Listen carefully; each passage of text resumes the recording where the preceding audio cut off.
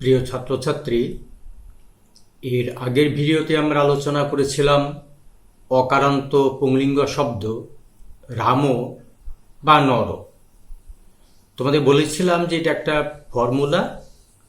এর মধ্যে যত অকারান্ত পুংলিঙ্গ শব্দ আছে সেই শব্দগুলিকে এই ফর্মুলায় ফেলে আমরা তার রূপ গঠন করতে পারি। তা আমরা প্রথমা বিভক্তি থেকে দ্বিতীয় বিভক্তি পর্যন্ত আলোচনা করেছিলাম 6টা রূপের। আমরা আজ আলোচনা করব তৃতীয় বিভক্তিতে সপ্তমী পর্যন্ত যে রূপগুলো আছে অকারান্ত পুংলিঙ্গ শব্দের রাম বা নর, সেই রূপগুলো আমরা আলোচনা করব। এই আলোচনা করতে গেলে আমাদের বেশ কিছু আগের সূত্র যেরকম আমাদের দেখতে হবে, ঠিক সেরকম নতুন আবার কিছু সূত্রও আমাদের দেখতে হবে। নতুন সূত্রগুলোর মধ্যে কয়েকটা সূত্র, যেরকম ধরো অঙ্গ সংজ্ঞা কাকে বলে, এই বিষয়ে একটা সূত্র আছে, যস্মাৎ প্রত্যয় বিধি স্তদাদি প্রত্যয়ে অঙ্গম, এরকম একটা সূত্র। তারপরে আছে টাং অসিং অসা মিনাত স্যাহা, তারপরে সুপিচ অত ভিস ঐস ইয়ের জহ, স্থানিবদ আদেশ অনলবিধৌ বহুবচনে ঝল্লেত বাবসানে অসিচ হ্রস্ব নদ্যাপনুট নামি আদেশ প্রত্যয়। এই কয়েকটা সূত্র আমাদের নতুন হবে। আর আগে যে সূত্রগুলো আমরা পড়েছি, যেরকম প্রাতিপদিক সংজ্ঞা করার পরে যে সুগ যশ ইত্যাদি বিভক্তিগুলো বসবে, কিভাবে বসবে, এগুলো আমরা আলোচনা করেছিলাম। প্রথমে প্রাতিপদিক সংজ্ঞা করতে হবে, অর্থগত ধাতুর অপ্রত্যয় প্রাতিপদিকম, এই সূত্র দ্বারা। তারপরে জ্ঞাপ প্রাতিপদিকাত সূত্র দ্বারা এই সুবিভক্তিগুলো এই নিপ্রত্যয়ান্ত, অপ্রত্যয়ান্ত এবং প্রাতিপদিকের উত্তর বসবে, এরকম আলোচনা করেছিলাম। তারপরে সৌজসম ঔট ইত্যাদি প্রত্যয় পরশ্চ সুপহ বিভক্তিশ্চ, এগুলো আলোচনা করা হয়েছিল। তান্যেক বচন দ্বিবচন বহুবচন অন্যেকশঃ, তারপরে দ্বে কয়ের দ্বিবচন ঐক বচনে, তারপরে বহুষু বহুবচনম। এই সূত্রগুলো আমাদের প্রত্যেকটা এই পদসাধনেই কিন্তু লাগবে। কাজেই এই পরপর যদি আমরা এগুলো দেখে যাই, তাহলে দেখব যে পরে আর কোনো অসুবিধা হচ্ছে না। যাই হোক, আজকে আলোচনায় আসি। প্রথমে আমাদের তৃতীয়া বিভক্তির যে 3টি রূপ, যেরকম ধরো যে রাম শব্দ হয় রামেন, রামাভ্যাম, রামৈহ, বা নরেন, নরাভ্যাম, নরৈহ, এই 3টে রূপ প্রথমে আমরা আলোচনা করব। তার জন্য আমাদের যে সূত্রগুলো লাগবে, প্রথমে আমাদের অঙ্গ সংজ্ঞা বিষয়ক সূত্রটা পড়তে হবে। একটু আগে তোমাদের বললাম যে সূত্র হচ্ছে যস্মাৎ প্রত্যয় বিধি স্তদাদি প্রত্যয়ে অঙ্গম। যস্মাৎ প্রত্যয় বিধি তদাদি প্রত্যয়ে অঙ্গম, তার মানে হচ্ছে যে প্রকৃতি বা শব্দের উত্তর বা পরে যে প্রত্যয়ের বিধান করা হয়, সেই প্রত্যয় পরে থাকলে তার পূর্ববর্তী যে শব্দ স্বরূপ, তার মানে যার পরে প্রত্যয়ের বিধান করা হয়, সেই শব্দটাই হচ্ছে কি অঙ্গ। যেরকম ধরো আমরা যদি বলি রাম, তারপরে বললাম যে সুপ, রাম সুপ বা নর সুপ, তাহলে সুপ এটা একটা প্রত্যয়, এটা পরে বিহিত হয়েছে। এর যে আদি সেটা হচ্ছে নর, এই নরটা হচ্ছে এখানে অঙ্গ। কাজে আমাদের বুঝতে কোনো অসুবিধা নেই। তাহলে যস্মাৎ প্রত্যয় বিধি তদাদি প্রত্যয় অঙ্গম, এই সূত্রটা আমাদের অঙ্গ সংজ্ঞার জন্য লাগবে।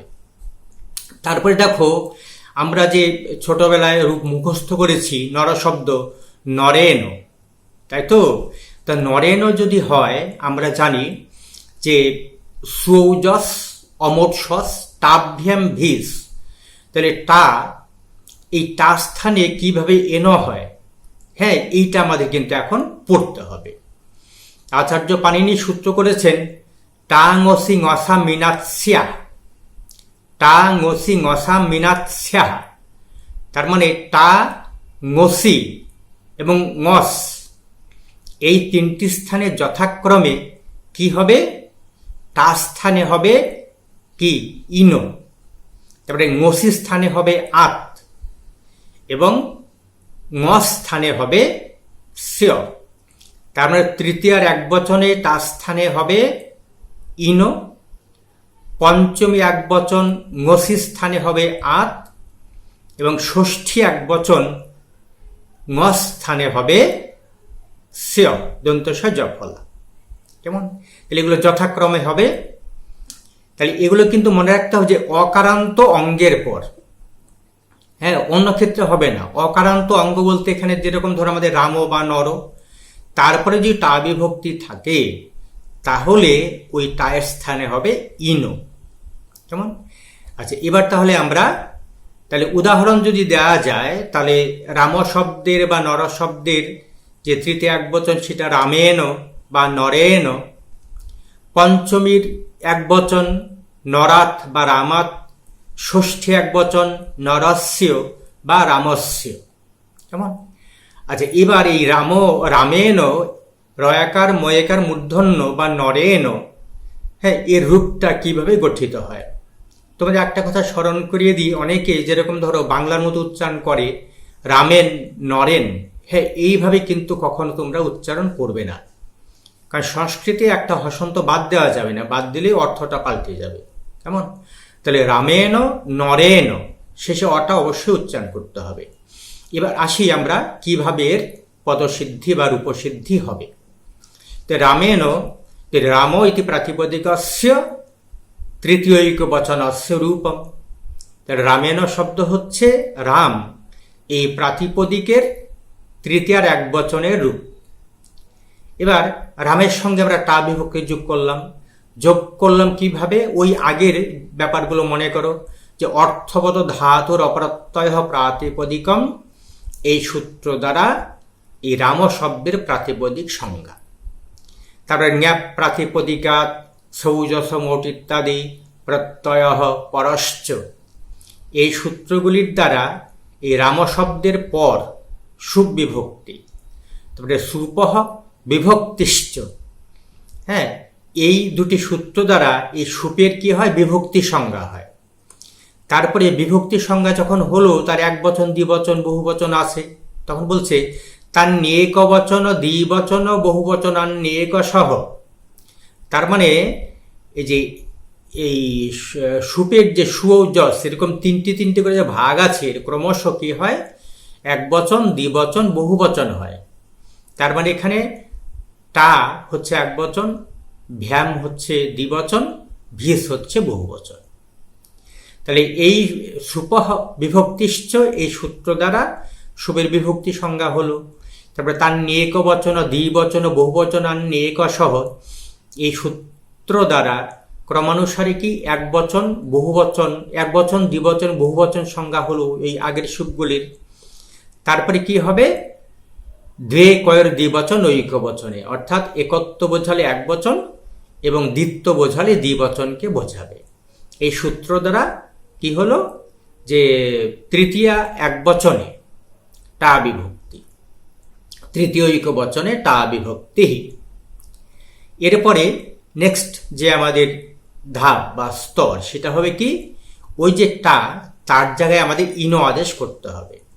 তাহলে রাম, তারপরে ইনো। সূত্র কি? টাঙসি ngসা মিনাস্যাহ ইত্যনেন সূত্রেণ অকারান্তাৎ রাম শব্দাৎ টাস্থানে ইন ইত্যাদেশঃ। হ্যাঁ, তারপরে টাঙসি ngসা মিনাস্যাহ সূত্র দ্বারা রাম শব্দের পর কি হলো? টাস্থানে ইনো আদেশ হলো। কেমন? এবার দেখো, অকারের পর হ্রস্বইকার আছে, তাহলে আদগুণ সূত্র এখানে প্রবৃত্ত হবে। তাহলে হয়ে যাবে কি? ওই অকার আর ইকার মিলে হয়ে যাবে একার, তাহলে হয়ে যাবে রামেন। আদগুণ ইত্যনেন সূত্রেণ পূর্বপরয় অকার ইকারয় একার গুণাদেশে কি হলো? রামেন। কেমন? আচ্ছা, আমরা তো রামেন মূর্ধন্য পাই, তাহলে এখানে দেখো রামেন রয়ের পরে কি আছে? আকার আছে, হ্যাঁ, তারপরে ম আছে, একার আছে, হ্যাঁ, তারপরে দন্তন্য জায়গায় মূর্ধন্য হয়েছে, তখন আর একটা সূত্র আছে, কারণ এখানে ওই রসাভ্যাং নৌনহ সমানপদের সূত্রটা প্রবৃত্ত হবে না, কারণ যেহেতু ব্যবধান আছে। তখন কোন সূত্র প্রবৃত্ত হবে? তোমরা আগে পড়েছ, অটকুপ্পাং নুম ব্যবায়েপি। তার মানে অট প্রত্যাহারের বর্ণ, তারপরে কি কু মানে ক বর্গের বর্ণ ক খ গ ঘ উম, আং মানে আ, এবং নুমের ব্যবধান থাকলেও নকার স্থানে মানে দন্তন্য স্থানে মূর্ধন্য আদেশ হবে। এখানে দেখো রয়ের পরে আ, তারপরে ম, তারপরে এ, তাহলে এখানে দেখো এই অট প্রত্যাহারের বর্ণ আছে এগুলো। তাহলে অট প্রত্যাহারের বর্ণের ব্যবধান থাকার ফলে কি হলো? দন্তন্য স্থানে মূর্ধন্য হলো। তার মানে অট, কু, পু মানে প বর্গের বর্ণ, আ এবং নুম এইগুলির ব্যবধান থাকলেও কি হবে? ওই সমান পদে দন্তন্য জায়গায় বিসর্গ মূর্ধন্য হবে। তাহলে এইভাবে হয়ে গেল রামেণ। তাহলে রকারাত অট্রত্যাহারস্য আকার মকার একার ব্যবধানে অপি অটকুপ্পাং নুম ব্যবায়েপি ইত্যনেন সূত্রেণ নকারস্থানে নকারাদেশে রামেণ ইতি রূপং সিদ্ধম। এরপরে নরেণ একই রকম ভাবে নর টা, নর ইন, নরেণ, তারপরে নরেণ মূর্ধন্য। ওই রামেণর জন্য যে সূত্রগুলো আমাদের লেগেছিল ঠিক একই সূত্র ওই নরেন্দ্রর ক্ষেত্রে প্রযোজ্য হবে। কেমন? আচ্ছা, এরপরে যেহেতু এই সূত্রটা আমাদের ওই আরো আছে তৃতীয়া, পঞ্চমী এবং ষষ্ঠীর একবচন বিষয়ক, যার ফলে আমরা রামাত এবং রামস্য এই দুটো রূপ আমরা সিদ্ধ করে নেব। তাহলে রামাত, তাহলে এটা রাম শব্দের পঞ্চমী একবচন। আগের সূত্রগুলোই আসবে, হ্যাঁ, অর্থগত ধাতু ইত্যাদি সূত্র। কি হবে এটা? পঞ্চমী একবচনে, হ্যাঁ, কি হবে? ঙসি প্রত্যয় বা উঙসি বিভক্তি, উমদ দন্তস্ব হ্রস্বী। কেমন? আচ্ছা, এবার কি হবে? এবার ওই যে ঙসি, টা ঙসি ঙসা মিনাস্যা, এই সূত্র দ্বারা এই ঙসি স্থানে কি আদেশ হবে? আত আদেশ হবে, স্বরেয়া তয় হসন্ত। তাহলে টা ঙসি ঙসা মিনাস্যা ইত্যনেন সূত্রেণ ঙসি স্থানে আত ইত্যাদেশ। আচ্ছা, এবার দুটো যদি আমরা যোগ করে দিই, তো দেখো আগে রামের পরে ময়ের পরে একটা অ আছে এবং তারপরে আ আছে, তাহলে অকহ সবর্ণে দীর্ঘ, এই সূত্র দ্বারা এখানে পূর্বের অকার এবং পরের আকার মিলে দীর্ঘ আকার হয়ে হলো রামাত, রয়াকার ময়াকার তয় হসন্ত। তাহলে অকহ সবর্ণে দীর্ঘ ইত্যনেন সূত্রেণ পূর্বপরয় সবর্ণ দীর্ঘ আকার আদেশ। কেমন? আচ্ছা, এরপরে দেখো একটা সূত্র আছে ঝলাং যশ অন্তে। ঝলাং যশ অন্তে তার মানে কি? পদান্ত যে ঝল, হ্যাঁ, তার জায়গায় কি হবে? যশ হবে। তাহলে এখানে যশ যদি হয় তাহলে ত, কেমন, এটা ঝল প্রত্যাহারের বর্ণ। আবার এর স্থানে যদি যশ হয় তাহলে তয়ের সঙ্গে মিলিয়ে করতে হবে। যশ আমাদের পাঁচটা আছে, জ বর্গ ড দ। তাহলে এখানে তয়ের জায়গায় দ হয়ে যাবে রামাত, দয় হসন্ত। আর কিন্তু আমরা বেশিরভাগই রামাত শব্দটা প্রয়োগ পাই, তখন একটা সূত্র আছে বাবসানে। তাহলে বাবসানে এই সূত্র দ্বারা কি হবে? ওই যে অবসান সংজ্ঞক যে দ, তার জায়গায় বিকল্পে চর আদেশ হবে, চ বর্ণের হসন্ত, তার মানে চর প্রত্যাহারের বর্ণ হবে। তার মানে তৃতীয় বর্ণের স্থানে প্রথম বর্ণ হবে। তাহলে দ, এটা কি? ত বর্গের তৃতীয় বর্ণ, তার জায়গায় প্রথম বর্ণ হবে কি? ত, সেই রামাতি হয়ে গেল, রয়াকার ময়াকার তয় হসন্ত। তাহলে আমরা দুটো রূপই পাই, রামাদ আর রামাত। কেমন? তাহলে এইরকম ভাবে নরাত শব্দটাও হবে নর ঙসি, নর আত, নরাত, নরাত, তারপরে নরাত। এইভাবে পদটা সিদ্ধ হয়। কেমন? এখানে কোনো সমস্যা নেই। তারপরে ষষ্ঠী এক বচন ঙস বিভক্তিতে রূপ হয় রামস্য। রামস্য ওই আগের সূত্রগুলো দ্বারাই অর্থবোধ ধাতুর অপ্রত্যয় প্রাতিপদিকম, এই সূত্র দ্বারা প্রাতিপদিক সংজ্ঞা হবে। তারপরে জ্ঞাপ প্রাতিপদিকাত সুপ, প্রত্যয় পরশ্চ বিভক্তিশ্চ ইত্যাদি সূত্র দ্বারা কি হবে, এটা হবে ষষ্ঠী একবচনে ঙস বিভক্তি। এখানে সংস্কৃতে বলা আছে ষষ্ঠী একবচনে ঙস বিভক্তি। তাহলে এবার দেখো ঙস বিভক্তি তার স্থানে কি হবে, টাঙসি ঙসা মিনাচ্ছা, এই সূত্র দ্বারা স্য হবে দন্তস্ব জফলা। তাহলে এখানে যদি আমরা স্থানে স্য করে দিই তাহলে রামস্য হয়ে যাবে, এখানে আর কোন রকম কার্য নেই। কাজে সবচেয়ে সহজ হচ্ছে এটা, যে তুমি স্থানে স্য লাগিয়ে দিলে রামস্য হয়ে গেল। আচ্ছা, এই প্রসঙ্গে আরেকটা কথা বলি, অনেকেই আমি দেখি যে ওই যে যেহেতু রামস্য বা নরস্য, এখানে দন্তস্ব জফলা, রামের বা মানুষের বা নরের, অনেকে কি করে এই মুনি শব্দ, সাধু শব্দ, নদী শব্দ, লতা শব্দ সবখানে স লাগিয়ে দেয়। যেরকম আমরা বাংলায় সবখানে র বা এর লাগাই, অনেকে এরকম, যেরকম মুনিস্য, সাধুস্য, নদীস্য। এইগুলো কখন হয়, যখন এই শব্দের রূপটা কিভাবে গঠিত হয় সেটা জানা না থাকে। সেই জন্য আমি সবাইকে বলছি, এই সংস্কৃতের ছাত্রছাত্রীদের, তোমরা এই বিষয়গুলো একটু অবশ্যই নজর দেবে, যাতে এই ভুলগুলো না হয়। কেমন? তাহলে আমাদের এই টাঙসিং অসামিনাচ্ছা সূত্র দ্বারা পঞ্চমী একবচন, ষষ্ঠী একবচন এবং তৃতীয় একবচনের রূপ আমরা দেখলাম। আচ্ছা, এরপরে দেখো আমাদের আরো আছে দ্বিতীয়ার যে তৃতীয়ার যে দ্বিবচন এবং বহুবচন, তার রূপও আমরা দেখব। এবার ধরো এখানে একটা সূত্র আছে সুপিচ, সুপিচ দন্তস্ব হ্রস্ব পয়রসি, তারপরে সুপিচ, এর মানে হচ্ছে জয়াদৌ সুপি অত অঙ্গস্য দীর্ঘ। এবার তার মানে জয়ী প্রত্যাহারের বর্ণ, অন্তস্থজ ইয় হসন্ত, জয়ী প্রত্যাহারের বর্ণ আদিতে আছে। তার মানে জয়ী প্রত্যয় বর্ণ কি কি, ওই হজবরটল নিয়মঙ্গ ননম ঝভই, এখান থেকে প্রত্যাহারটা তৈরি হয়। তাহলে জর বল বা জর বল ইয়মঙ্গ নন ঝভ, এইগুলো জয়ী প্রত্যাহারের বর্ণ। তো এই বর্ণগুলি যে সুপের আদিতে আছে, এইরকম সুপ যদি পরে থাকে, মানে সুপ্রত্যয় বা সুবিভক্তি যদি পরে থাকে, তাহলে অকারান্ত অঙ্গের স্থানে দীর্ঘ আদেশ হবে। এবার অকারান্ত অঙ্গের স্থানে মানে অন্ত যে অকার, শেষ অবস্থিত যে অকার, তার স্থানে এই দীর্ঘ আদেশ হবে।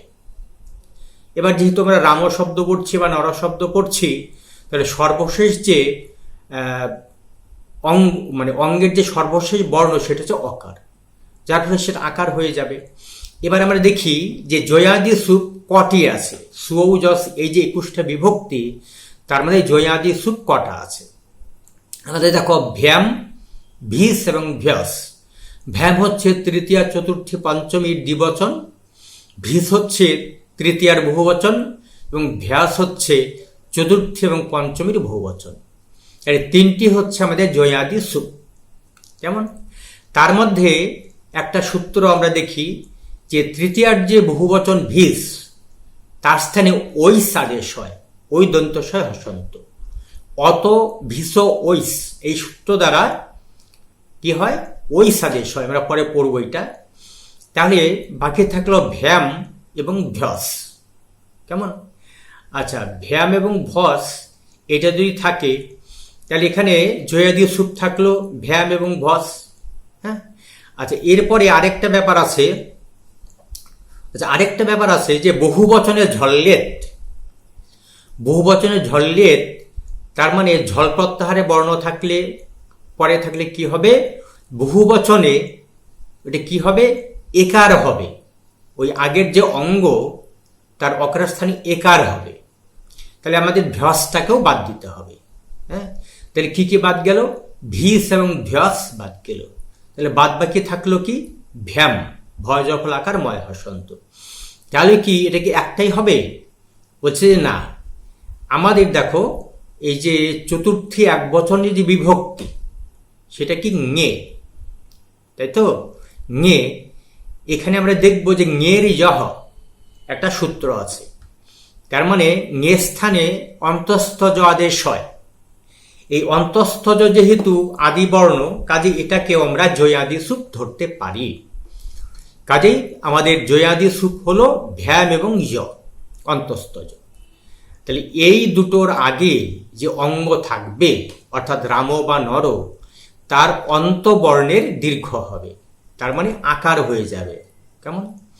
তাহলে আকার যদি হয়, আমরা দেখি রূপসিদ্ধিটা, তাহলে রাম ভ্যাম, হ্যাঁ রামভ্যাম, আমরা জানি রামাভ্যাম বা নরাভ্যাম, এটা তৃতীয়া চতুর্থী পঞ্চমী দ্বিবচনের রূপ। কাজে একটা রূপ সিদ্ধি করলে বাকি দুটো আমরা জানতে পারছি। তাহলে আগের মতোই, তাহলে রাম ভ্যাম অর্থগত ধাতুর অপ্রত্যয় প্রাতিপদিকম ইত্যনেন সূত্রেণ রাম ইত্যস্য প্রাতিপদিক সংজ্ঞা ততঃ ঞেপ প্রাতিপদিকাৎ সৌজসমৌট প্রত্যয় পরশ্চ ইত্যেতৈ সূত্রই প্রাতিপদিক ভূতাৎ রাম শব্দাৎ উত্তরং সুপ। তারপরে সুপহ বিভক্তিশ্চ, এই দুটি সূত্র দ্বারা সুপের বিভক্তি সংজ্ঞা হবে। তারপরে এদের আবার তিনটি করে ক্রমশ একবচন, দ্বিবচন, বহুবচন হবে। তারপরে কি হবে, যে দ্বিবচন এবং দ্বিত্ব সংখ্যা বোঝালে দ্বিবচন, একত্ব সংখ্যা বোঝালে একবচন। তাহলে দে কয় দ্বিবচন ঐক্য বচনে এই সূত্র দ্বারা পুংলিঙ্গে তৃতীয়া দ্বিবচনে, চতুর্থী দ্বিবচনে এবং পঞ্চমী দ্বিবচনে ভ্যাম বিভক্তি। এবার আমাদের যে সূত্র, যে জয়া সুপি, তাই তো? তার মানে এখানে দেখো ভ্যামটা হচ্ছে জয়াদি সুপ।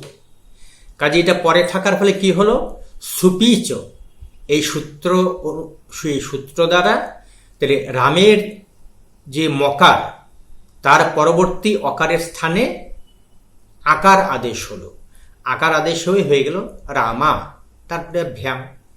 তাহলে এখানে একটা সূত্র দিয়ে আমরা এই পরের স্টেজটা করতে পারছি, রামাভ্যাম হয়ে গেল। এখানেও কোনো কঠিন নেই, শুধু অকারান্ত অঙ্গের দীর্ঘ আদেশ হলো। কেমন? আচ্ছা, এরকম নর শব্দ, নরভ্যাম, নরাভ্যাম হলো।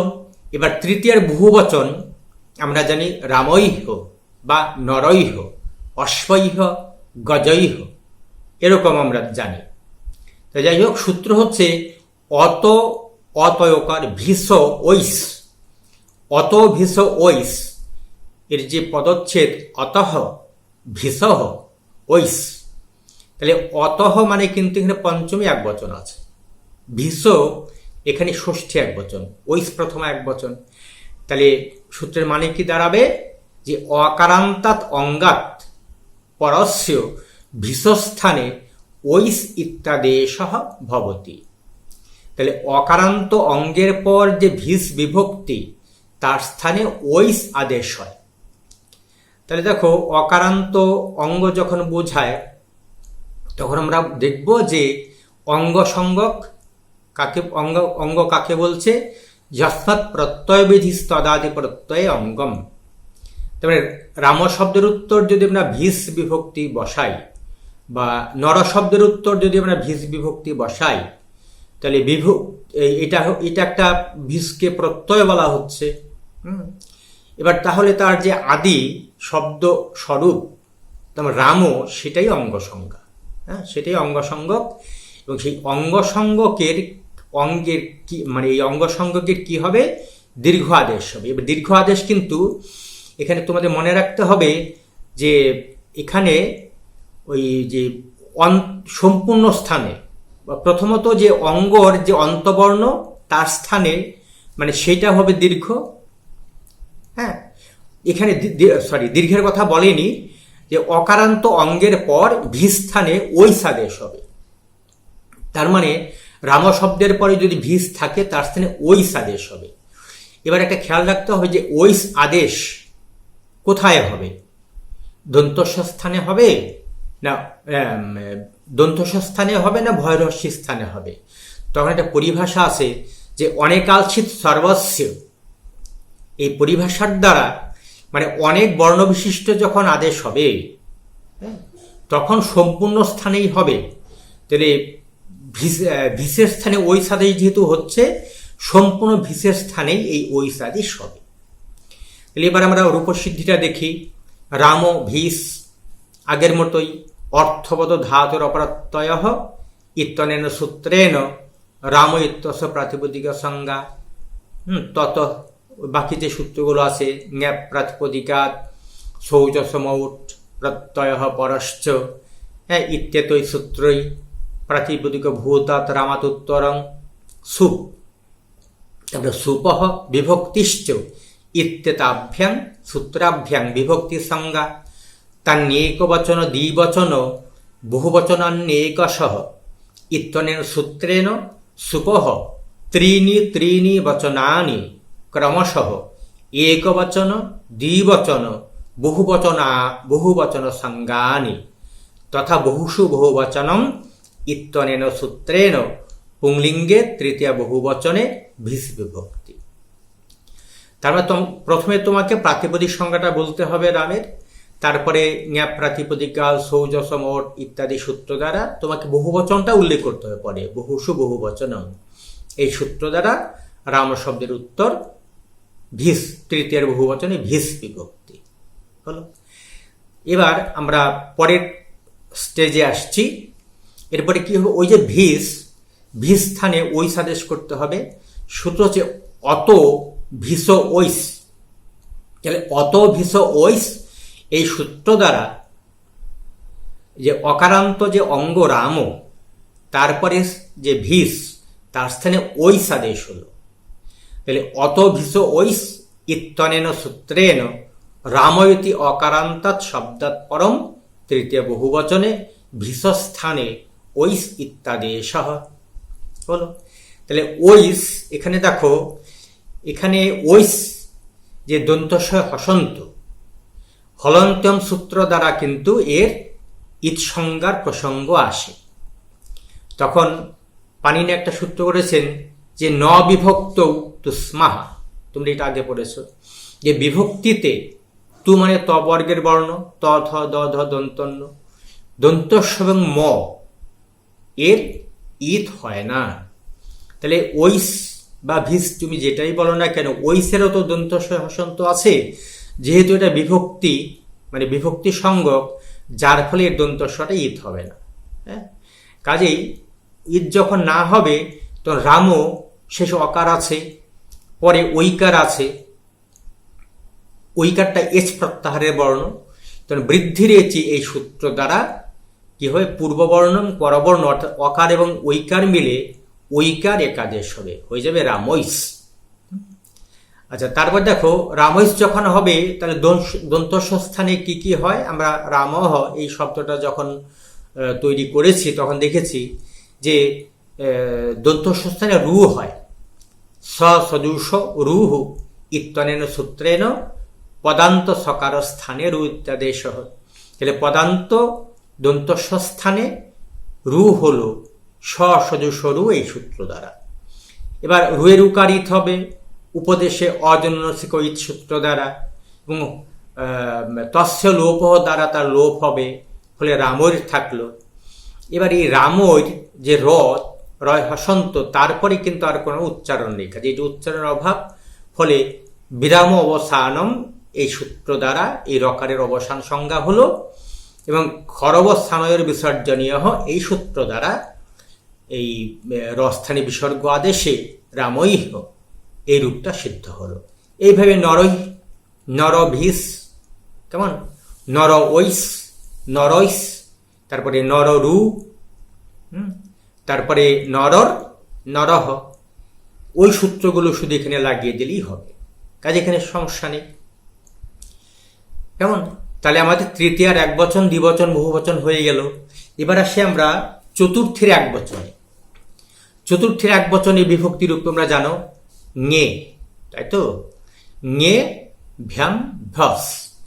কাজে ভ্যাম ভস কি হবে এটা আমরা দেখছি, ভ্যামটা আমরা আগে দেখেছি, ভসটা পরে দেখব। তাহলে ঞে স্থানে কি হয়, একটা সূত্র আছে ঞের ইহ উময় একার অন্তস্থ জোরে বিসর্গ। ঞের জ মানে হচ্ছে যে অতঃ অঙ্গাৎ পরস্য ঞেহে য ইত্যাদি সহ।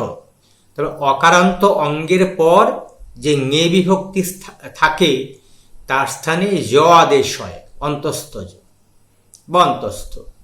তাহলে নর বা রাম শব্দ এটা কি হবে? এটা অকারান্ত অঙ্গ সংজ্ঞক শব্দ। হ্যাঁ, এর শেষে অকার আছে আমরা জানি, ফলে এর পরে যে ঞে বিভক্তি তার স্থানে হবে জ, অন্তস্থ। এবার এখানে দেখো ঞের স্থানে যখন জ হচ্ছে, রূপ হচ্ছে রামায় নরায়, পরে আসছি। এখানে একটা মনে রাখতে হবে যে একটা পরিভাষা আছে, স্থানিবদ আদেশ অনল বিধৌ। আদেশটা কি হবে? অনল বিধৌ। অনল বিধৌ তার মানে কি? যে আদেশ স্থানীর মতো হয়, কিন্তু অল বিধিতে আদেশ স্থানীর মতো হয় না। অল মানে হচ্ছে বর্ণ, স্বরবর্ণ ব্যঞ্জন মিলে দুটোকে এগুলোকে বলা হয় অল। এই উন থেকে ওই হল পর্যন্ত, হ্যাঁ, অল মানে সমস্ত বর্ণ। এর বর্ণবিধিকে বাদ, তাহলে অল বিধি হচ্ছে বর্ণবিধি। এই বর্ণবিধিকে বাদ দিয়ে অন্য ক্ষেত্রে আদেশ স্থানীর মতো হবে। স্থানী কাকে বলে? যার স্থানে কোনো কিছুর বিধান করা হয়, মানে যার জায়গায় কোনো কিছুর বিধান করা হয় তাকে বলা হয় স্থানী। এবার স্থানীবৎ মানে কি? স্থানীবৎ মানে হচ্ছে স্থানীর মতো। তার মানে স্থানীর যে ধর্মগুলি আছে বা যে বৈশিষ্ট্যগুলি আছে, ওই যে আদেশ হলো স্থানীয় স্থানে তারও একই রকম বৈশিষ্ট্য হবে। কেমন? তাহলে অনল বিধি মানে হচ্ছে ন অল বিধি, অনল বিধি বর্ণবিধিকে বাদ দিয়ে। এবার ধরো ঞের জ, এই যে সূত্রটা ঞে স্থানে জ আদেশ হলো, কেমন? তাহলে এখানে দেখো এই ঞের যে ধর্মগুলো ছিল তা কি হবে? ওই জয়েরও সেই ধর্ম হবে। আচ্ছা, যে এরকম ধরো এখানে আছে রামায়। রামায়, হ্যাঁ, রাম শব্দের সঙ্গে ঞে বিভক্তি, রাম প্রাতিপদিক সঙ্গে ঞে বিভক্তি। ওই একই রকম ভাবে আগে যেগুলো বলেছো তোমরা, যে অর্থগত ধাতুর অপরাত্ত প্রাতিপদিকম থেকে শুরু করে, যেহেতু এটা এক বচন, তাহলে দ্বে কয়ের দ্বিবচন ঐক্য বচনে কি হবে? পুংলিঙ্গে চতুর্থী এক বচনে ঞে বিভক্তি হলো। তারপরে কি হলো? রাম, পরের স্টেজ হচ্ছে রাম, ঞে স্থানে জ হবে, তাহলে রাম তারপরে য, অন্তস্থ জ বা অন্তস্থ।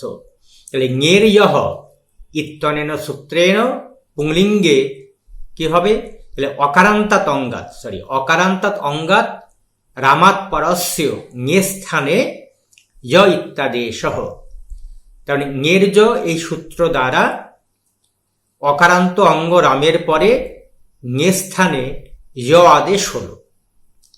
তারপর দেখো আদেশ যখন হলো তখন এখানে কি হবে? বলছে যে স্থানীবৎ আদেশ অনল বিধৌ, এই সূত্র দ্বারা কি হলো? এই যে জকার বা অন্তস্থজ তার স্থানীবৎ হলো, মানে স্থানীর ধর্মগুলো তার কাছে গেল। তো সুপিচ এই সূত্র দ্বারা যে রামের পরবর্তী যে রামের পরবর্তী মানে রাম শব্দের মকারের পরবর্তী যে অকার, তার স্থানে আকার আদেশ হল। এবার ধরো যদি এই স্থানীবদ আদেশ অনল বিধৌ এই পরিভাষা না থাকতো, তাহলে কি হতো? এই যে ঞে স্থানে জ আদেশ হলো, ঞে তো সুপ আমরা জানি, কিন্তু ঞে স্থানে যে জ আদেশ হলো, এই সু যথের মধ্যে কোথাও কিন্তু জ নেই, অন্তস্থজ নেই। হ্যাঁ, তাহলে ওই সুপিচ সুপ পরে থাকলে এই সূত্র তো কার্যকরী হয় না। হ্যাঁ, তখন বলছে স্থানীবদ আদেশ অনল বিধৌ, অর্থাৎ বর্ণবিধিকে বাদ দিয়ে কি হবে? আদেশ স্থানীর মতো হবে। হ্যাঁ, এটা বর্ণবিধি নয়, ঞের জ, তাই তো? ঞে স্থানের জ আদেশ হবে। তাহলে ঞে এখানে দুটো শব্দ আছে, হ্যাঁ, উমো আর একার। তাহলে ঞের জ সূত্র অনুসারে আমরা দেখলাম যে ঞে বিভক্তি তার স্থানে জ আদেশ হলো, বা ঞে সুপ তার স্থানে জ আদেশ হলো, সেটাকেও সুপ বলেই গণ্য করতে হবে। তা না হলে এই সুপিচ সূত্র এখানে প্রবৃত্ত হতে পারবে না, এবং ওই যে রাম শব্দের যে অকার, ময়ের পরবর্তী অকার, সেটাও আকার হতে পারবে না। তোমরা যখন রামায়পত্তা সিদ্ধ করবে তখন স্থানীয়বদ আদেশ ও অনলবিধ ওই পরিভাষাটা একটু উল্লেখ করতে হবে। কেমন? এর স্থানীয়বদ আদেশ ও অনলবিধ এই সূত্র দ্বারা এই জকারের স্থানীবত্ব বশত সুপিচ সূত্র দ্বারা রামের মকারের পরবর্তী যে অকার, তার স্থানে আকার আদেশ, দীর্ঘ আকার আদেশ হয়ে রামায় এই রূপটি সিদ্ধ হলো। তাহলে এটা অনেক সোজা। এইভাবে নরায় হয়, নর ঙে, নর ইয়, নরায়। তা দেখো, তোমরা যখন মুখস্থ করেছো বা আমরা যখন মুখস্থ করেছি যে এইভাবে যে নর শব্দ নরায় হয় বা রাম শব্দ রামায় হয়, তা কিন্তু আমরা জানি না। আমাদের নিশ্চয়ই প্রশ্ন ছিল যে রামায় কেন হবে, ওই নরাত কেন হবে, নরস্যে কেন হবে, আবার তাহলে এইগুলো আবার অন্য ক্ষেত্রে হবে না কেন? এই প্রশ্নগুলো জেগেছিল, কিন্তু আমরা তখন উত্তর পাইনি, যেহেতু ছোট ছিলাম। যে দেখো, এখন তোমরা অ আ ক খ কেউ শেখো না, এবিসিডি কেউ শেখো না, তারপরে সংযুক্ত বানান বা বর্ণ কেউ শেখো না, কারণ এগুলো তোমরা অনেক দিন আগে পার হয়ে গেছো। কিন্তু যখন তোমরা এগুলো শিখেছো বা আমরা যখন শিখেছি, একদম প্রথম যখন হাতে খড়ি হয়, তখন এই অ লিখতে গেলেই কাজ ছাড়া, 1 2 1 2 3 4 এগুলো লিখতে গেলেও মানে কাজ সারা হয়ে যেত। কাজে ওই সময় আমাদের ওইটাই জানা দরকার ছিল। তারপরে দেখো, যখন বড় হলাম আমরা, কত বড় বড় বই পড়ি। সেরকম ছোটবেলায় যখন আমরা এগুলো পড়েছি, তখন এই বিষয়গুলো যেটা আমাদের বলা হতো আমাদের মাথাতেই ঢুকতো না। সেই জন্যই ছোটবেলায় মুখস্থ করানো হয়। তারপর যখন বড় হয় তখন সেই জিনিসগুলোই আবার কিভাবে হলো, কেন হলো, এই বিষয়গুলো তখন তাকে জানতে হয়। তাহলে এখন আমরা সেইভাবেই জানছি। কেমন? আচ্ছা, এরপরে আমরা যে চতুর্থী পঞ্চমীর যে বহুবচন রামেভ্য বা নরেভ্য, তার রূপসিদ্ধি কিভাবে করতে হয় সেই বিষয়ে সূত্র এবং তার যে রূপসিদ্ধি সেটা পড়ব। এখানে একটা সূত্র আছে, বহুবচনে ঝল্লেত, বহুবচনে ঝলি এত। তার মানে কি, যে বহুবচনে ঝলাদৌ সুপি পরতঃ অকারান্তস্য অঙ্গস্য স্থানে ইকারাদেশঃ ভবতি। তার মানে বহুবচনে যখন ঝলাদি সুপ পরে থাকবে, তার মানে যে সুপের আদিবর্ণ ঝল প্রত্যাহারের বর্ণ হবে। তা ঝল প্রত্যাহারের বর্ণ কি কি আছে? ঝবই থেকে শুরু করে ওই হল পর্যন্ত। তার মানে কি, বর্গের চতুর্থ বর্ণ, তৃতীয় বর্ণ, দ্বিতীয় বর্ণ, প্রথম বর্ণ, স হল, স হ, এইগুলো যখন পরে থাকবে, এটাকে বলা হচ্ছে ঝলাদি সুপ। তাহলে ঝলাদি সুপ, তার ঝল প্রত্যাহারের বর্ণ আদিতে থাকবে, এরকম যখন সুপ পরে থাকবে, তখন তার যে অকারান্ত অঙ্গ, আমরা এখানে রাম বা নরকে বলবো, তার সেই অকার স্থানে কি হবে? একার আদেশ হবে। তার মানে রামও হয়ে যাবে রামে, নরও হয়ে যাবে রমে। কেমন? আচ্ছা, এবার দেখো, তাহলে এখানে আমরা দেখি, তাহলে অলন্তস্য পরিভাষা, অলন্তস্য এই পরিভাষার দ্বারা এই যে আদেশ, এই আদেশ একদম অন্ত বর্ণের স্থানে হবে, শেষ বর্ণের স্থানে হবে। তার মানে রামের যে অকার তার স্থানেই হবে। আচ্ছা, এবার দেখো আমরা তাহলে রামেভ্য, এটা চতুর্থী পঞ্চমীর বহুবচনের রূপ রামেভ্য। তাহলে রামভ্যস, একই রকম ভাবে অর্থগত ধাতুর অপ্রত্যয় প্রাতিপদিকম, এই সূত্র দ্বারা এই রাম শব্দের প্রাতিপদিক সংজ্ঞা করতে হবে। এবং প্রাতিপদিকা সৌজস মৌঢ প্রত্যয় পরশ্চ সুপহ বিভক্তিশ্চ, তার নিয়েক বচন দ্বিবচন বহুবচন আর নিয়েক সহ তার বহুসু বহুবচনম, এই সূত্রগুলো তোমাদের উল্লেখ করে বলতে হবে যে পুংলিঙ্গে চতুর্থী বহুবচনে বা পঞ্চমী বহুবচনে ভ্যাস বিভক্তি। তারপরে দেখো, তাহলে যেহেতু ভ্যাস ভ, হ্যাঁ, ঝভই ঘটাদশ, সেটা কি হয়, ঝল প্রত্যাহারের বর্ণ আছে, বর্গের চতুর্থ বর্ণ, ফলে এই ভসটাকে আমরা ঝলাদি সুপ বলবো। তাহলে এই ঝলাদি সুপ পরে থাকার ফলে কি হলো, এই বহুবচনে ঝল্লেত এই সূত্র দ্বারা রাম শব্দের যে অন্ত অকার তার স্থানে একার আদেশ হলো রামে, তার সঙ্গে ভ্যস লাগিয়ে দাও, এখানে কোনো রকম সন্ধি কার্য হয়নি, রামে ভ্যস। তাহলে বহুবচনে ঝল্লেত এই সূত্র দ্বারা রাম শব্দের অকার অন্ত অকারের স্থানে একার আদেশ হলো রামে ভ্যস। এবার দন্তস্ব স্থানে রু আদেশ হবে সরু সূত্র দ্বারা, রুয়ের উকারিত এবং লোপ হবে, থাকবে রামেভ্যর। তারপরে বিরাম অবসানম সূত্র দ্বারা এই অন্ত যে র তার অবসান সংজ্ঞা হবে, এবং খরবস্থানের বিসর্জনীয় সূত্র দ্বারা এই রকার স্থানে বিসর্গ আদেশ হবে। তাহলে বিরাম অবসানম ইত্যনেন সূত্রেণ রামেভ্যর ইত্যস্য অন্তরকারস্য অবসান সংজ্ঞা ততঃ খরবস্থানের বিসর্জনীয় ইত্যনেন সূত্রেণ রকারস্থানে বিসর্গাদেশে রামেভ্য ইতি রূপং সিদ্ধম। কেমন? তাহলে এইভাবে নরেভ্য একই রকম ভাবে হবে, তোমরা শুধু সূত্রগুলো লাগিয়ে নেবে। আচ্ছা, এইবার দেখো আরেকটা সূত্র আছে বাবসানে, তার মানে যে অবসানে ঝলাং চরবা, অবসানে ঝল প্রত্যাহারের বর্ণের স্থানে বিকল্প হয়ে চর প্রত্যাহারের বর্ণের আদেশ হয়। তাহলে ঝল প্রত্যাহারের বর্ণ হচ্ছে কি, আমরা আগে দেখলাম বর্গের চতুর্থ, তৃতীয়, দ্বিতীয়, প্রথম বর্ণ এবং স স স হ। আর চট প্রত্যাহারের বর্ণ কি, প্রথম বর্ণ এবং তালবস্য মূর্ধন্যস্ব দন্তস্ব, হটাকে বাদ দিয়ে। এরপরে সূত্র আছে ওসি চ, ও দন্তস্ব হ্রস্বী তারপরে চ। এর মানে করা হয়েছে যে অতঃ অঙ্গস্য ইকারঃ স্যাৎ, ওসি মানে ওস, ষষ্ঠী সপ্তমীর যে দ্বিবচন ওস, হ্যাঁ, ষষ্ঠী সপ্তমী দ্বিবচন ওস, ও দন্তস্ব হসন্ত, তার সপ্তমী এক বচনে ওসি।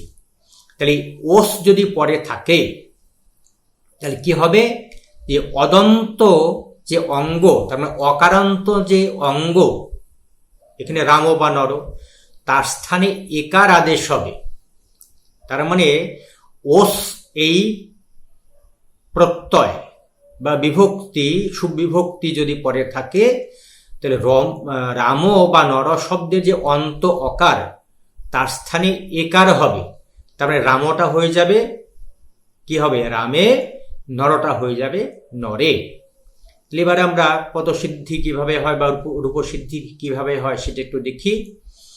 তাহলে রাম ওস, হ্যাঁ, এখানে একই রকম ভাবে তোমরা আগের মতোই ওই যে অর্থগত ধাতুর অপ্রত্যয় প্রাতিপদিকম, যেমন ন্যাপ প্রাতিপদিকাত, হ্যাঁ, তারপর সৌজস মৌট প্রত্যয় পরশ্চ সুপহ বিভক্তিশ্চ, তান্যেক বচন দ্বিবচন বহুবচনান্যেক সহ দেবে করে দ্বিবচন ঐক্য বচনে।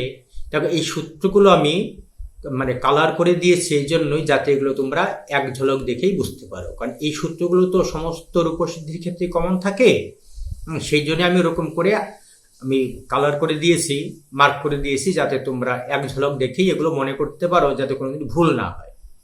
তাহলে হলো আমরা দেখলাম যে রাম শব্দের পরে ওস বিভক্তি হলো এই সূত্রগুলি দ্বারা। এর মনে রাখতে হবে ষষ্ঠী সপ্তমী দ্বিবচন রূপ কিন্তু। এরপর দেখো আমরা একটু আগে যে সূত্রটা বললাম যে ওসিচ, এখানে ওস পরে আছে, তাহলে ওসিচ এই সূত্র অনুসারে কি হলো, ওস পরে থাকার ফলে আগের যে অকারান্ত অঙ্গ রাম, তার যে অন্ত অকার তার স্থানে একার আদেশ হলো রামে ওস। তাহলে ওসি পরত ওসি চৈতন্যেন সূত্রেণ অকারান্তাঙ্গস্য রামস্য মকারোত্তরবর্তীন অকারস্য স্থানে একারাদেশ।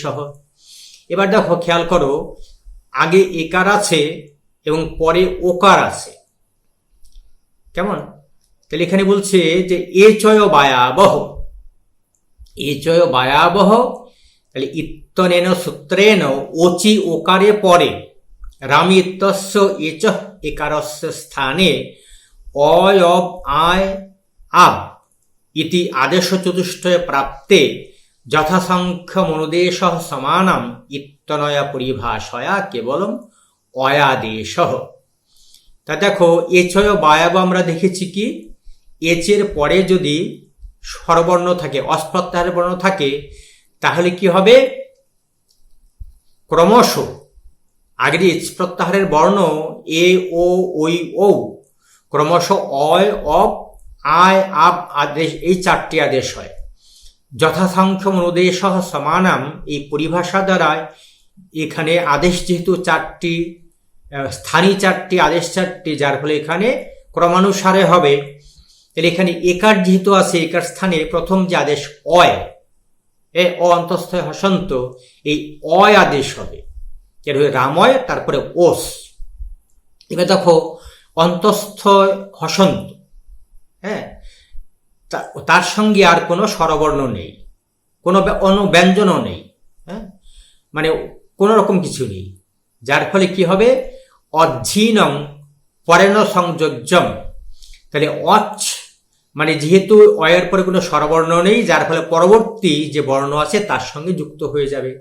তাহলে রাময় ওস হয়ে যাবে রাময়স, রাময়স। তাহলে অজ্জিনং পরেণ সংযোজ্যম ইতি ন্যায়েন পরস্পর সংযোগ, এই ন্যায়টা তোমরা মনে রাখবে, হ্যাঁ, কারণ অনেকেই এটা ব্যবহার করে না, কিন্তু ব্যবহার করা উচিত। তাহলে তুমি কিভাবে ব্যাখ্যা করবে যে এই যে অন্তস্থ হসন্ত তারপরে ও, এই দুটো যোগ হচ্ছে, তাহলে এই অজ্জিনং পরেণ সংযোজ্যম, এই ন্যায়টা তোমাদের আনতে হবে, মনে রাখতে হবে। এটা কেমন? এটা হয়ে গেল কি? রাময়স। তাহলে দন্তস্বয় হসন্ত, এটা পদান্ত সকার। তাহলে সদৃশ রু, এই সূত্র দ্বারা দন্তস্ব স্থানে কি হবে? রু। তারপরে রুয়ের উকার ইত এবং লোপ থাকবে শুধু রাময়র। তারপরে এই রকারের অবসান সংজ্ঞা হবে বিরাম অবসানম সূত্র দ্বারা। তারপরে এই যে অবসান সংজ্ঞক রকার, তার স্থানে খরব স্থানের বিসর্জনীয় সূত্র দ্বারা বিসর্গ আদেশ হয়ে রাময়, এই রূপটি সিদ্ধ হবে। কেমন?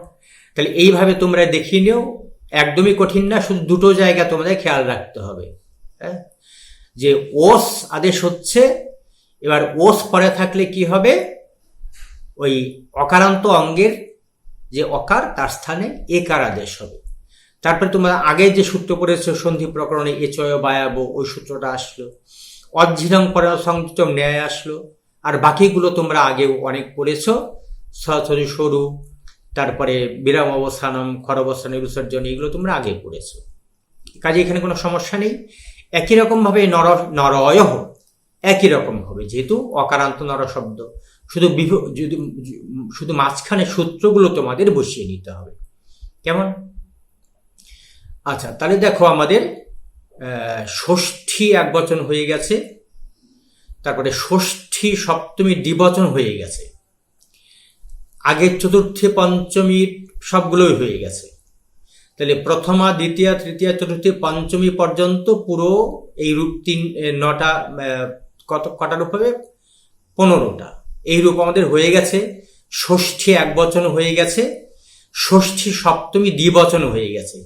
তাহলে বাকি থাকলো 3টে, ষষ্ঠী বহুবচন, সপ্তমী এক বচন এবং সপ্তমী বহুবচন। তাহলে এবার দেখো এই ষষ্ঠী বহুবচন, এই ষষ্ঠী বহুবচনে আমরা রূপ পাই কি? রামানাম, নরানাম। তাহলে এবার দেখো ওই নাম কোত্থেকে আসলো?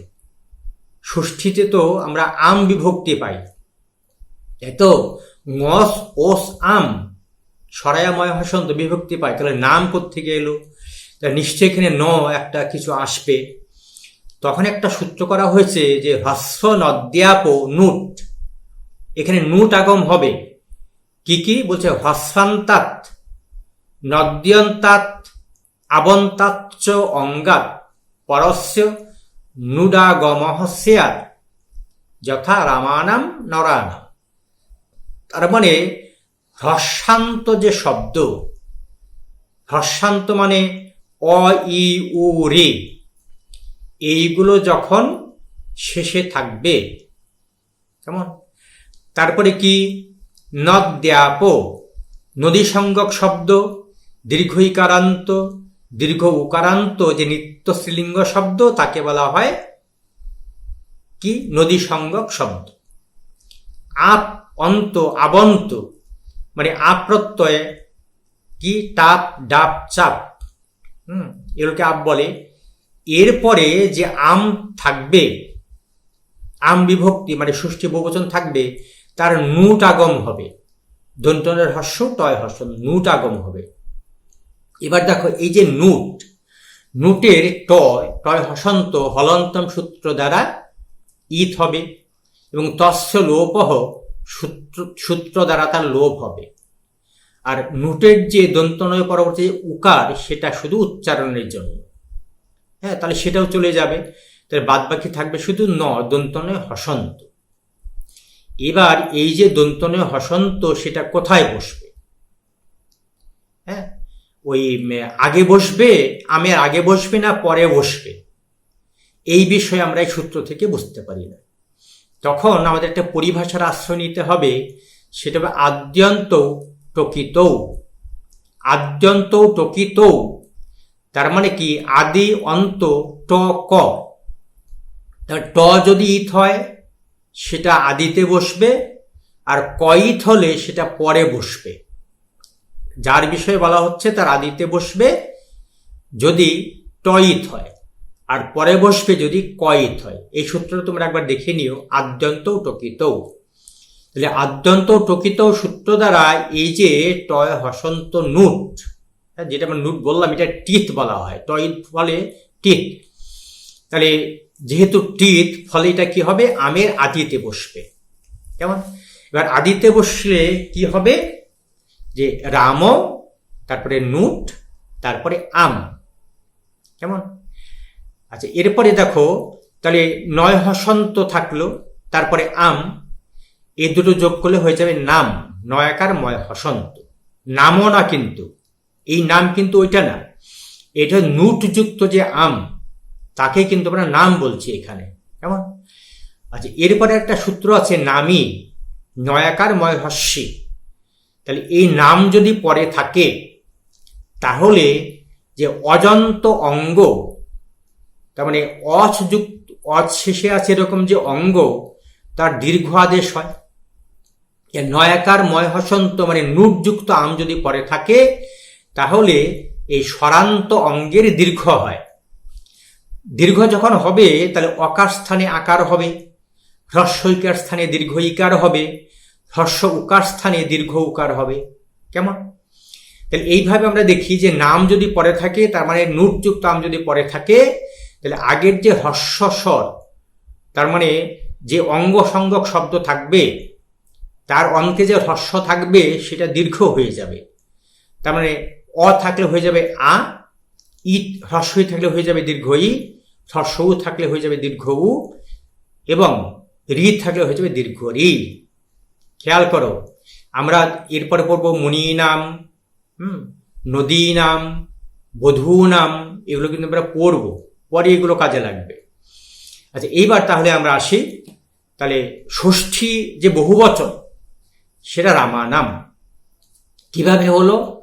যে রামও তারপরে আম, এখানেও ওই রাম শব্দের তোমাকে প্রাতিপদিক সংজ্ঞা করতে হবে। যে সমস্ত মার্ক করা সূত্রগুলো আছে, অর্থপদ ধাতুর অপ্রত্যয় প্রাতিপদিকম, ন্যাপ প্রাতিপদিকাত, সৌজসমৌচ ইত্যাদি, প্রত্যয় পরশ্চ, সুপহ বিভক্তিশ্চ, তার এক বচন দ্বিবচন বহুবচনান্যে একসহ, তবে বহুষু বহুবচনম। তাহলে এই সূত্রগুলি দ্বারা কি হবে?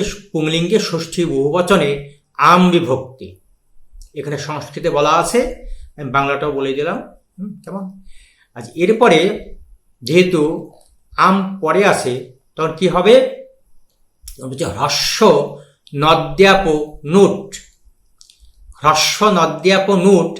তাহলে এখানে যেহেতু এটা হচ্ছে হ্রস্ব মানে স্বরান্ত শব্দ, হ্রস্ব রাম শব্দের শেষে হ্রস্ব আছে, হ্যাঁ, অকার আছে, যার ফলে কি হবে, এখানে নুটাগম হবে। তা নুটাগম যখন হবে তাহলে ওই সূত্র হ্রস্ব নদ্যাপ নুট, তাহলে এই সূত্র দ্বারা হ্রস্বান্ত যে অঙ্গ রাম, তারপর আমের নুটাগম। এবার নুটের যেহেতু টকারিত ফলে টিত, যার ফলে আদ্যন্ত টকিত, এই পরিভাষা দ্বারা এই আমের আদি অবয়ব হবে নুট। মানে এই নুটটা কিন্তু রামের সঙ্গে যুক্ত থাকবে না, এটা আমের সঙ্গে যুক্ত থাকবে। কেমন? আচ্ছা, এরপরে দেখো নুটের যে কি কি থাকে আমরা দেখলাম যে শুধু নয় হসন্ত থাকবে উকার উচ্চারণের জন্য, আর টয় হসন্ত হলন্ত্যম সূত্র দ্বারা ইত হবে, এবং তস্য লোপ সূত্র দ্বারা তার লোপ হবে। থাকবে রাম, নয় হসন্ত, আম। এবার নয় হসন্তর আম এই দুটোকে যোগ করে দাও, অজ্ঝিনং পরেণ সংযোজ্যম এই ন্যায় অনুসারে ওই নয় হসন্তর আম যুক্ত হয়ে গেল নাম। কেমন? এইবার আমাদের যে সূত্রটি একটু আগে বললাম নামি, তার মানে নাম পরে থাকলে, অর্থাৎ নুটযুক্ত আম পরে থাকলে কি হবে, যে এই যে অজন্ত অঙ্গ তার মানে হস্যন্ত যে অঙ্গ, তার দীর্ঘ আদেশ হবে। এবার দীর্ঘ আদেশ হবে ওই অঙ্গ সংজ্ঞক যে অন্তবর্ণ তার। এখানে রাম হচ্ছে অঙ্গ সংজ্ঞক শব্দ, তার অন্তবর্ণ হচ্ছে ময়ের পরবর্তী অকার, ফলে এইটা দীর্ঘ হয়ে আকার হয়ে যাবে রামা, রামার সঙ্গে নাম। এবার দেখো আমরা মূর্ধন্য আকার ম পাই, রামানাম বা নরানাম। তোমরা কিভাবে পড়বে? ওই রসাভ্যাং নৌনহ সমানপদের সূত্র কিন্তু এখানে প্রবৃত্ত হবে না, কারণ রয়ের পরে অনেক ব্যবধান আছে, আকার ম আকার, অনেক ব্যবধান আছে, কাজে এখানে সেটা হবে না। তখন কি করতে হবে, যে অটকুপ্পাং নুম ব্যবায়েপি, এই সূত্র দ্বারা এই আকার বা ম যেহেতু অট প্রত্যাহারের বর্ণ, কেমন? আচ্ছা দেখো রামানাম অট প্রত্যাহারের বর্ণ আছে, তাহলে কি বলে পু মানে প বর্গের বর্ণ আছে ম, অটকুপ্পাং মানে অট, কু, পু, আং, নুম ব্যবায়ে অপি। তারপরে এখানে প প্রত্যাহারের প বর্গের যে বর্ণ প ফ ব ভ ম, যে কোনো একটা থাকলে কিন্তু এই ব্যবধান থাকলেও পরের যে দন্তন্য তার স্থানে মূর্ধন্য হবে। তো এখানে যে অটকুপ্পাং নুম ব্যবায়েপি আমরা দেখলাম, রয়ের পরে আকার, তারপরে ম, তারপরে আবার আকার, এগুলো ব্যবধান থাকা সত্ত্বেও এই অটকুপ্পাং নুম ব্যবায়েপি সূত্র দ্বারা নামের যে দন্তন্য তার স্থানে মূর্ধন্য আদেশ হয়ে রামানাম, রয়াকার ময়াকার মূর্ধন্য আকার ম, এই রামানাম পদটি সিদ্ধ হল। কেমন? একই রকম ভাবে নরানাম, নর আম, নর নুট আম, তারপরে নর দন্তন্য হসন্ত আম, তারপরে নর নাম, নরানাম, তারপরে নরানাম মূর্ধন্য অটকুপ্পাং নুম ব্যবায়েপি হলো। এরপরে আমাদের কি থাকলো, সপ্তমীর এক বচন এবং সপ্তমীর বহু বচন। কেমন? আচ্ছা দেখো এরপর আর একটা সূত্র আছে আমাদের, আদেশ প্রত্যয়। এই সূত্র তোমরা আগেও পড়েছো, আদেশ প্রত্যয়।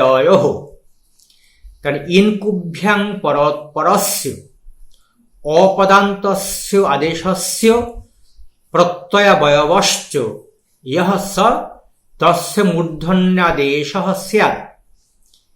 কেমন? তাহলে দেখো, তার মানে ইন প্রত্যাহারের বর্ণ এবং ক বর্গের বর্ণ, ইন প্রত্যাহার বলতে ই উ উন থেকে শুরু করে ওই হজবরট লন, ওই পর্যন্ত কিন্তু ধরতে হবে। ইন প্রত্যাহারের বর্ণ এবং ক বর্গের বর্ণ ক খ গ ঘ উম, এরপর অপদান্ত আদেশ স্বরূপ যে দন্তস্য তার অবয়ব এবং প্রত্যয়ের অবয়ব দন্তস্য স্থানে মূর্ধা স্থানীয় বর্ণের আদেশ হয়। এখানে মূর্ধন্য মানে হচ্ছে মূর্ধাতে যেটা উৎপন্ন হয় বা মূর্ধায় যেটা জাত, ট ঠ ড ঢ ন। তাহলে তাহলে আমরা জানি যে ঋতু রসানাং মূর্ধা, তাই তো, রি ট বর্গের বর্ণ, তারপরে র, এগুলো মূর্ধা বর্ণ। তাহলে মূর্ধা বর্ণ হবে, খেয়াল করো। তাহলে ইন প্রত্যাহারের বর্ণ এবং ক বর্গের বর্ণ, এরপর যে অপদান্ত আদেশ রূপ স থাকে, মানে এই যে সটা, এটা পদান্ত হলে হবে না, অপদান্ত এবং আদেশ রূপ হতে হবে। তারপরে প্রত্যয়ের যে অবয়ব দন্তস্য, তার স্থানে মূর্ধা স্থানীয় বর্ণের আদেশ হয়। তাহলে দন্তস্য স্থানে মূর্ধা স্থানীয় বর্ণ কি হবে? মূর্ধন্য স হবে, অন্য কিছু হবে না। কেমন? তাহলে রামেশু, এটা হয় রামেশু বা নরেশু। কেমন? তা দেখো এখানে যদি তাই হয়, তাহলে রাম তারপরে সুপ, বা নর তারপরে সুপ। কেমন? তাহলে প্রথমে রাম এর প্রাতিপদিক সংজ্ঞা করতে হবে। হ্যাঁ, অর্থপদ ধাতুর অপ্রত্যয় প্রাতিপদিকম জ্ঞাপ প্রাতিপদিকাত সৌজসমৌট প্রত্যয় পরশ্চ, হ্যাঁ, সুপহ বিভক্তিশ্চ, তার নিয়েক বচন দ্বিবচন বহুবচনান্যেক সহ বহুষু বহুবচনম। এই সূত্রগুলো উল্লেখ করে তোমাদের বলতে হবে যে পুংলিঙ্গে সপ্তমী বহুবচনে সুবিভক্তি হলো। তারপরে ওই যে সুপের যে পয় হসন্ত, সেটা হলন্ত সূত্র দ্বারা ইত হবে, এবং তস্য লোপ সূত্র দ্বারা লোপ হবে, থাকবে সু। এবার দেখো একটা সূত্র আমরা আগে পড়েছি যে বহুবচনে ঝল্লেত, তাই তো? তার মানে ঝলাদি সুপ, যে সুপের আগে ঝল প্রত্যাহারের বর্ণ আছে সেটা যদি আদিতে থাকে, মানে ঝলাদি সুপ, মানে ঝল প্রত্যাহারের বর্ণ আদিতে আছে এরকম সুপ যদি পরে থাকে, তাহলে অকারান্ত অঙ্গের স্থানে একার আদেশ হয়। রাম শব্দ এটা অঙ্গ সঙ্গ শব্দ, তার অন্তে অকার আছে, এর স্থানে কি হবে? রাম, একার আদেশ হয়ে রামে হয়ে যাবে। তাহলে বহুবচনের ঝল্লেত, এই সূত্রটা কিন্তু আমাদের মনে রাখতে, যে বহুবচন যখন হবে তখন কি হবে? যে ঝল প্রত্যাহারের বর্ণ যদি পরে থাকে, তাহলে আগের যে অঙ্গসংজ্ঞক শব্দ, তার অন্ত যে অ, তার স্থানে একার আদেশ হবে। কেমন? তাহলে হয়ে গেল রামে, তারপরে সু। এবার দেখো একারের পরে দন্তস্য, কোনো সর্ধি কার্য হবে না, কিন্তু একটা আছে, আমরা একটু আগে যেটা বললাম যে আদেশ প্রত্যয় ইত্যনেন সূত্রেণ ইন প্রত্যাহারস্য একারাৎ প্রত্যয়স্য সু ইত্যস্য সকার স্থানে সকারাদেশে রামেষু ইতি রূপং সিদ্ধম। তাহলে দেখো সুয়ের যে দন্তস্বয় হসন্ত, হ্যাঁ, এটা কিন্তু কি হলো তোমরা বলো? এই যে আমরা যেটা আগে একটু দেখলাম, একটা সূত্রটা দেখো, যে আদেশ প্রত্যয়, তাহলে সুপকে যদি আমরা প্রত্যয় বলি, তাই তো? সুপের স্থানে অন্য কিছু আদেশ হয়নি, তাহলে সুপ হচ্ছে এখানে প্রত্যয়। তাহলে প্রত্যয়ের আদিস্থিত যে দন্তস্য, তার জায়গাও, মানে এটা যেহেতু প্রত্যয়ের অবয়ব, তাই না? সুকে বাদ দিয়ে বা দন্তস্যকে বাদ দিয়ে আমরা সুবিভক্তি করতে পারবো না, যেহেতু এটা প্রত্যয়ের অবয়ব, যার ফলে এখানে আদেশ প্রত্যয়, এই সূত্র দ্বারা দন্তস্য স্থানে মূর্ধা স্থানীয় বর্ণ মূর্ধন্য আদেশ হয়ে গেল রামেষু। কেমন? তাহলে দেখো এই রামেষু পদ সিদ্ধির জন্য আমাদের মূল যে সূত্র, সেটা কি? আমরা একটু আগে দেখলাম যে তোমাদের দুটো পরিবর্তন যেটা হচ্ছে, হ্যাঁ, যে সুয়ের জায়গায় মূর্ধন্য হ্রস্ব হবে একটা, আর রামর জায়গায় একার হবে। এই দুটো মূল সূত্র তোমাদের দেখতে হবে। তাছাড়া আনুষঙ্গিক যে সূত্র, সেটা তোমরা আগেও পড়ে নিয়েছো। কাজে রামেষু বা নরেষু এক্ষেত্রে অসুবিধা হবে না। নরেষু একই রকম ভাবে বহুবচনের ঝল্লেত আর আদেশ প্রত্যয়, এই দুটো সূত্র কিন্তু মনে রাখতে হবে। কেমন? আচ্ছা, এইবার যেটা আমাদের বাদ গেল, যেটা রাম শব্দের যে সপ্তমী এক বচন, সেটা আমরা রামে বলতে পারি, রামে বা নরে। তা দেখো সেটা তো নিবিভক্তি, তাই না? হ্রস্ব উময় হ্রস্বী, রাম নি।